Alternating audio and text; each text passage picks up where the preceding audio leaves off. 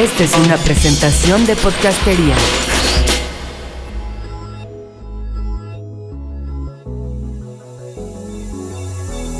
Hola a todos, bienvenidos a una nueva edición de Disruptivo, el podcast donde semana a semana hablamos con los actores del ecosistema emprendedor, no solamente de México, sino de todo el mundo, que están haciendo algo pues por generar un cambio en nuestro planeta, ya sea emprendedores sociales, emprendedores que están haciendo algo de innovación, o también a todos los actores, organizaciones que apoyan el desarrollo de estos emprendimientos. Justamente es el caso el día de hoy, que hablaremos con el equipo de IDEO. IDEO es una organización americana de diseño enfocado en las personas, que ayuda a la creación de diferentes proyectos desde plataformas tanto comerciales como IDEO per se, o con sus proyectos más enfocados a resolver problemáticas sociales como ideo.org o Open IDEO. Vamos a hablar con uno de los representantes de IDEO que estuvo acá en México durante el Festival Epicentro. Bueno, tendremos una conversación muy interesante.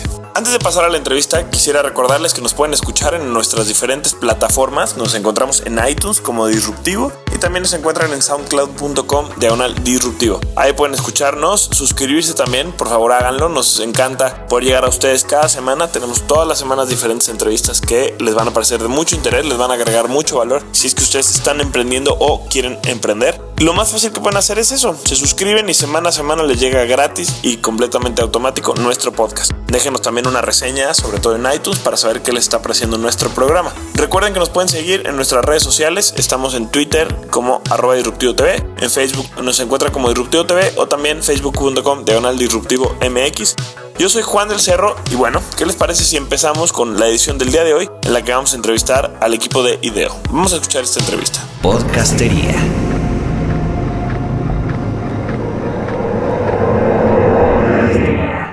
So we're here with Sean. Hi, Sean. Could you please introduce yourself and tell us your name, where you're working, and where do you live? My name is Sean Hewins. I'm a systems designer at a company called IDEO, based out of San Francisco. Sean, for everybody out there who listens to Disruptivo who have never heard of IDEO, what is IDEO? Sure, yeah. So it's a design and innovation firm started in Palo Alto, California. I'm going to go with the early 1980s. I don't know the exact date, but originally it was an industrial design firm, did a lot of work for like Apple and Microsoft back in the day, doing very traditional product and industrial design projects, but always used this design process called human-centered design, which is essentially taking a sort of people-focused approach to design.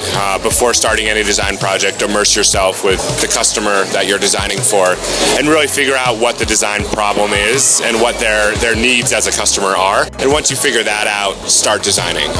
And so as I said, they started off doing like product design, like the first laptop, first mouse, stuff like that. But then throughout the years, and I think why they've sort of become pretty well known in the sort of design field, is that they started applying this human-centered design process to lots of stuff that wasn't just computers or mice or something like that. No, but so they started applying the human-centered design process to things like systems and services. Like we did a project a couple years ago. The client was, I think they're called Interbank or Intercorp, based in Peru. And it was basically redesigning a school system for middle-class Peruvians. And when I say school system, it was like every aspect of like from classroom design to curriculum to the business model for how much it would actually cost, ways to sort of scale technology so that curriculum could be used by multiple teachers in multiple schools in multiple regions and things like that. So, taking the design thinking process but applying it to like designing a new type of school, right? And so throughout the years, they've just sort of pushed the limits of like where design can be applied in different challenges. Escuchas Podcastería. The great thing about human-centered design, which is right now being applied not only by IDEO, but a lot of organizations are taking this approach. It doesn't focus so much on the idea as it does on the person. And I think we've talked about this in Disruptivo before, especially for social entrepreneurs. You should not become in love and focus so much on your idea and work on it for years. And then, the moment you take it to the streets, see that it doesn't work. And you actually told yesterday here in Epicentro, where we are right now in the Festival of Innovation, a story about one of your business ventures who had exactly that. You designed a business, in your office, and you wanted to do a lot of good in Africa, but when you got to Africa, you saw that it didn't work. I already told that story here in short, but tell us, based on human-centered design, how does it approach that? How does it approach not focusing on the idea, but focusing on the people? Yeah, I mean, when I was describing the human-centered design process before and saying how, we start every design process first by discovering what the needs are of the customer, I sort of would call that like the first tenet of human-centered design. But I sort of feel like the second sort of tenet of human-centered design is this emphasis on prototyping, right? And that, like, don't keep ideas sacred, right? So even if you do like total rock star work as a designer, invariably, whatever idea you come up with, it's going to be half wrong, right? It'll probably actually be like 97% wrong. And so this notion of prototyping where it gets you and your idea back out there into the world as quickly as possible to figure out what parts of it actually works, what parts of it don't work with real users, right? And so I think, the story you were referencing before where I was running a nonprofit, was new to the human-centered design process, and I think I definitely learned the hard way, is we had this design for a solar-powered computer lab that would fit neatly in a suitcase. So it was like highly portable. It was a really interesting design challenge. But, as you mentioned, we designed the whole thing in the United States, in Boston, had a bunch of talented volunteers, but we never actually sort of got feedback from the community in Tanzania throughout the whole design process. And so when we arrived in Tanzania, we had a finished product that was sort of like the wrong product for 1,000 different reasons for that community. So yeah, the biggest mistake we made is that we didn't leave any space in our process for prototyping, right? And so we really should have started that design process by going to that community before we designed anything and got feedback from folks and sort of worked with them to figure out sort of what were the needs in the community that computer lab was supposed to solve. But then even when we started to get an idea of what the computer lab should look like, we really should not have just started building that computer lab. Instead, we should have looked for ways to sort of prototype in other ways to just sort of see if our initial hypotheses around the design for that lab actually made sense. So the most incredible thing about this process, about the human-centered design, is that you guys are now not only applying it to creating new products or creating new systems for companies like you explained in the example of Peru, but you're also using it to tackle social issues and to try to solve issues related to poverty, related to some of the biggest social needs that are out there in the world. And IDEO does this through a project called IDEO.org. Can you explain us where did IDEO.org came out? Like why does a successful company like IDEO decides to create this social branch, and what are its main motivations? Yeah, so, IDEO started IDEO.org, I think it was almost 5 years ago now, September of 2011, I guess that's 4+ years. But increasingly, as I talked about before, IDEO realized that this human-centered design process worked really well in other industries and with systems and services. And so they started doing some projects in the nonprofit or the poverty alleviation space. There's a project way back in the day with the Gates Foundation. I don't know if you guys have ever seen the HCD toolkit, but it was sort of IDEO's first attempt to sort of extend the human-centered design process really far into the nonprofit space. So it was designed for farmers in the developing world and using a human-centered design process for agricultural innovation in the developing world.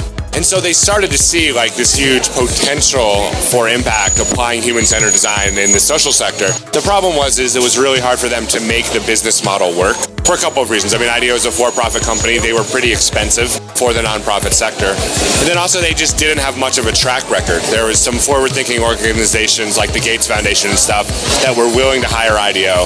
But for the most part, a lot of the other big foundations and funders in the nonprofit space wouldn't give IDEO the sort of time of day, and they tried to sort of fundraise and it just wasn't working.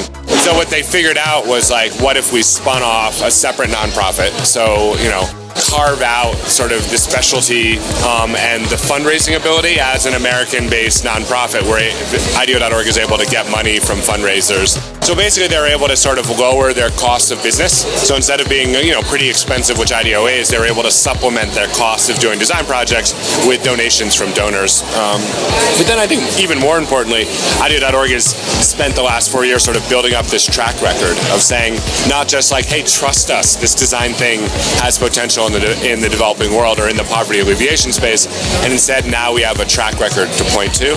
So I think it's been great to see the impact on poverty alleviation, but it's also been great just to see how I think from a business development perspective, it's getting a little bit easier for IDEO.org to sort of work with the types of projects that it's super excited about. So just quick update.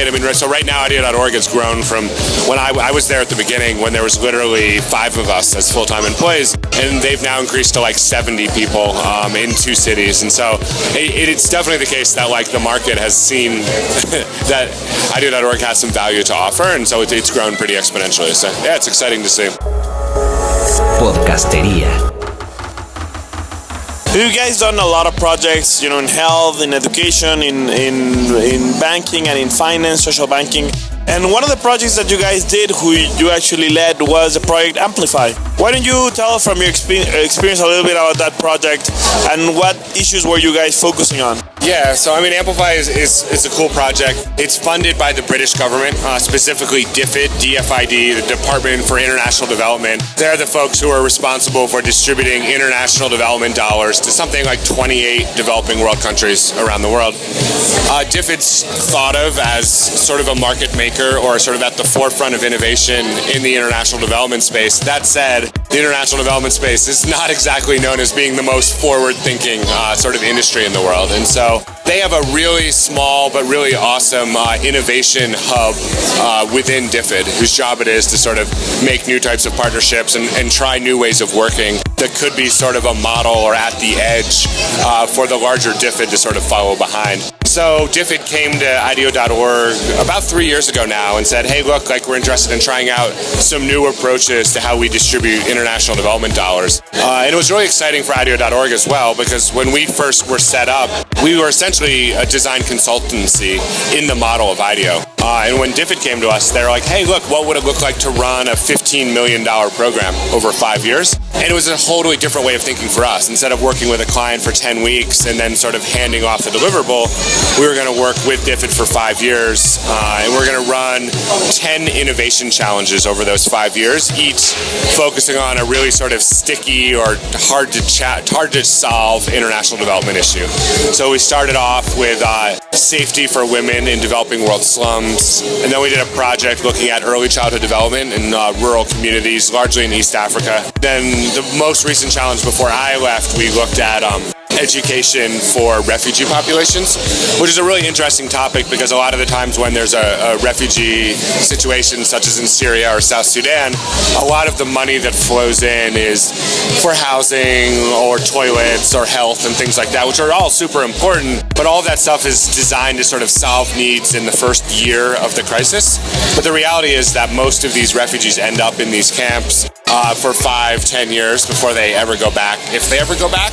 And so very quickly, education becomes this huge, important deal.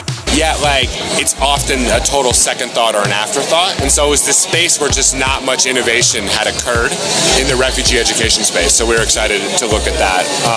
But just really quickly, what's different about Amplify sort of as a program is it attempts to sort of take both a online sort of open source model to funding projects. So DFID has a lot of other challenge funds, but all of their other funds, you apply for the money by essentially filling out your application, putting it into a closed envelope, and sending all of the applications to DFID. And DFID is the only one who sees all of those applications. And they would see an awful lot of sort of overlap in the types of projects that people were applying for. They'd see an awful lot of applicants where they said to themselves, what if these two applicants work together? Why is everyone competing against each other? What if we opened it up and allowed the sort of grant application process to be open source and collaborative? So that was sort of the first big advancement that we were doing with Amplify. And then the second was just to try to take a human-centered sort of bottom-up approach. What would it look like to sort of, it's said a lot, but fail early in the process? DFID has a lot of money and is super powerful. But the thing with DFID is that oftentimes when projects fail, they'll fund a 10 million pound project in Kenya, and when it goes wrong, it's a huge failure. And so what we were trying to do is figure out what would it look like to find ideas that are small, bubble up from the community, and invest $75,000 in, say, 10 weeks of like intense design expertise from IDEO, sort of see if there's potential for this idea. Fingers crossed there would be, and then we could give it follow-up funding. But if there wasn't potential or it failed, like it was a small failure for DFID, and we could move on and find some other ideas. So.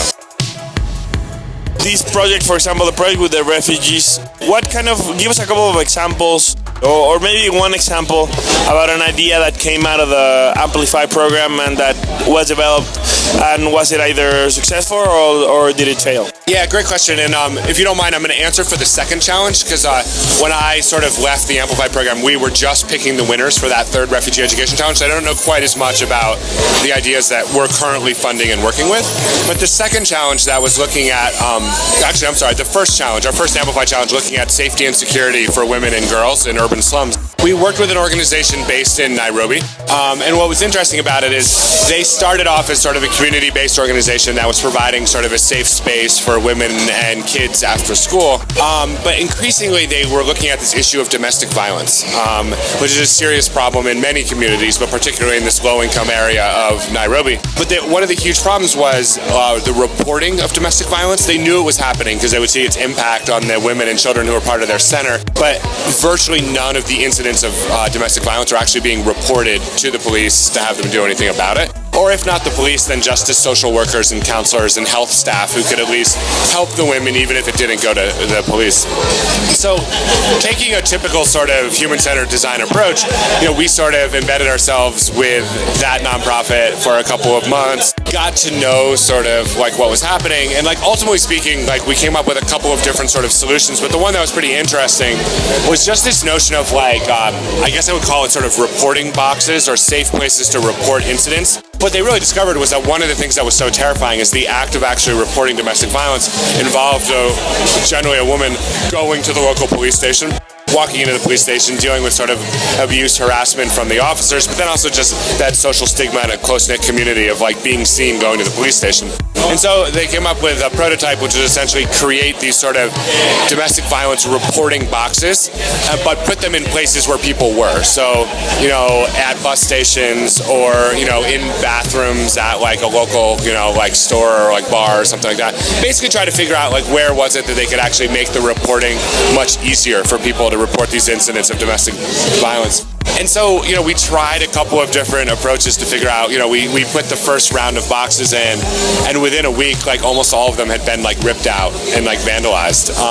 And part of it, we were like, that prototype, maybe it didn't work. But we're also like, well, wait, if these things are objectionable enough to people who have, I guess if the response to these things is this strong, that people are just tearing out the boxes, does that potentially mean that we've hit upon something here? And maybe it's a bunch of, pissed off men who suddenly see this as a threat that are sort of tearing out the boxes. And so we did a bunch of interesting prototyping around making these things sturdier, putting them in places where people could report, but also it would have been harder for people to vandalize them and things like that. And we saw just in the first couple months of running that pilot or prototype, I guess, like something like a 300 or 400% sort of increased reporting in sort of incidents of domestic violence. And which it was interesting because then it lent itself to a whole second design challenge, which was like, okay, now if you're going to have this many more sort of incidents reported, how can you work with this system, this nonprofit to design better systems for handling the increased volume of reports? And so it was almost like the design project then shifted into a new phase, which was not so much sort of designing a product, but was designing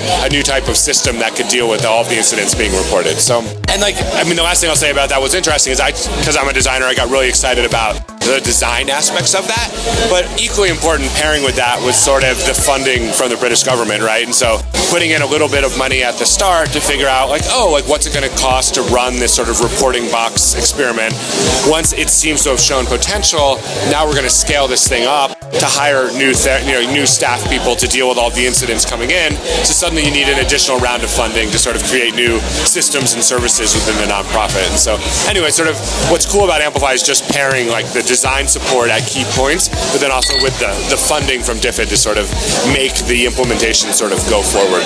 It's incredible. When you focus on what the people need and what the people actually work, the solutions that you propose or the ideas that you propose are completely different from the ones that you could have ever imagined, because you can never truly put yourself in the shoes of somebody else unless you are right there with them, listening to them. So, and I think that's a great thing, you know, for all social entrepreneurs and entrepreneurs in general listening to us right now. It's that we're very fun to, or it's very easy to, you know, like focus on your idea and you think about this thing either in your school or with your friends or in your work, and it sounds like a great idea to you, and you suddenly you buy into this whole thing of not never quitting, and so you try to make your idea work as much as you can. But if you're not really in the communities, in the ground, talking to people, you're gonna create an idea that works for you and not for the people that you ever want to approach. So I think human-centered design is an awesome thing to apply to try to solve humanity's biggest issues. Encuentra todos nuestros programas como Podcastería en iTunes. Sean, doing this podcast also all the time leaves me with the idea that I want to talk more and I want to hear more. Unfortunately, we have limited time. So I want to thank you for your time with us. I just want to ask you one last thing. We always ask the people that we have on the podcast to recommend us a book or a video or a reading or something that could inspire other people or could, you know, teach other people something, you know, especially something that inspired you once, maybe when you transitioned. We didn't talk about this, but you're a lawyer and you decided to change from a lawyer to work in an organization like IDEO. So maybe in that period, did you read something or did you hear something that inspired you to do that change? Yeah, I mean, I'm trying to think of something that's like totally brilliant that'll just like blow people's. It doesn't have to be Dr. Seuss. Could be just as fine. I mean, I do think. So I mentioned it before, but the HCD toolkit, which again was sort of IDEO's sort of first foray into applying human-centered design in the social sector. But I remember, 5 years ago when IDEO.org was first getting ready to launch, and they had announced the first IDEO.org fellowship. And it seemed like the perfect job combining design and developing world, work. And I was super excited, and I was just trying to get smart on sort of what is this IDEO place, what is this human-centered design thing, and downloaded that copy of the HCD toolkit. And I was literally kind of like, holy crap, like so much of like what I had been doing wrong running my nonprofit for the last 2 years, and then at sort of the end of running that nonprofit when we started to get things right, like so much of it was baked into that HCD toolkit, and sort of it's really simple way of explaining sort of how to use this human-centered design thing, but in very specific contexts that were low-income communities in the developing world, sort of really tough places to do design work. And so the HCD toolkit, a great sort of, I just always think of it as a sort of seminal text in my own life. In a lot of ways, it's been like replaced now by something called Design Kit, which IDEO.org put out, which is sort of built on top of the HCD toolkit. But you can still download the HCD toolkit for free. It's been translated into Spanish. It's also in Portuguese for any Brazilians out there. It's free. It's worth checking out, even if it's a little bit dated at this point. So. Awesome. Thank you very much, Sean. Finally, where can we find you? Where can we find you on social networks? Where can we start a conversation with you? Yeah, so best way to is probably on Twitter or my old favorite Instagram, although I suppose that's more visual and less brainy. But it's just my full name, so it's at Sean, S-E-A-N, Hewens, H-E-W-E-N-S, at Sean Hewens. That's my handle for both Twitter and Instagram. Thank you very much, Sean. Yeah, thank you. Thanks for having me. Escuchas Podcastería. Nosotros estamos acá de regreso en la cabina de Disruptivo TV. Esperamos que les haya parecido muy interesante esta entrevista con Sean Hughes de IDEO, en la que conocimos el concepto de diseño centrado en las personas. Verdaderamente que es un concepto interesante y del cual podemos aprender pues cómo crear proyectos o cómo crear soluciones a los problemas, pensando no en nuestras grandes ideas, sino en realidad en la gente que está pues siendo afectada por estos problemas. De nuestra parte, el día de hoy es todo en esta emisión de Disruptivo. Obviamente queremos invitarlos a que visiten nuestra página Disruptivo TV, donde van a encontrar no solamente el podcast, sino también videos, notas, convocatorias, todo acerca del ecosistema de emprendimiento social, del mundo startup y del tema de la innovación social. Les agradecemos mucho por haber escuchado. Los invitamos a que si les gustó este programa se suscriban en iTunes a Disruptivo, donde semana a semana van a poder conocer una nueva entrevista, una nueva experiencia de emprendedores que están generando un verdadero cambio en nuestro planeta. Yo soy Juan del Cerro y les recuerdo que estamos también en redes sociales en @delcerrojuan, me pueden encontrar a mí en Twitter, @Disruptivo TV pueden encontrar nuestro programa. Sigan también a Podcastería en @podcastería. Y pues queremos agradecerle también, mandarle un enorme agradecimiento a 2 estaciones de radio que a partir de que hace un par de semanas empezaron a distribuir nuestro programa, así que, y bueno, que hacen posible que más personas nos estén escuchando. Queremos mandarle un fuerte abrazo a Irradiatec, estación de radio en internet del TEC de Monterrey, Campus Santa Fe, donde nos pueden escuchar todos los jueves de 2 a 2 y media en su sitio www.irradiatec.com. Y también a la estación 97.7 FM RTG, estación de radio gubernamental en Acapulco, donde nos escuchan todos los sábados a las 8 de la noche por el 97.7 FM. Les mandamos un agradecimiento sobre todo a ustedes que nos están escuchando. Díganos qué les parece el podcast, déjenos una reseña en iTunes, escríbanos en Twitter, escríbanos en Facebook y sobre todo sigamos la conversación y hablemos de emprendimiento. Hasta luego. Estamos esperando un poquito que viene aquí un gitano con el pandero.